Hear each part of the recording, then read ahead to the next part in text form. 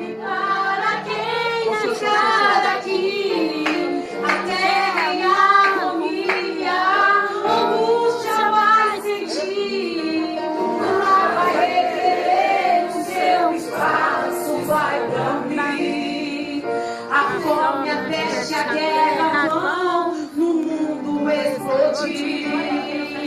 O sol dará sinal, as grandes ondas vão surgir. E o povo que ficar não vai pra onde fugir. Nós estamos assistindo o princípio no final.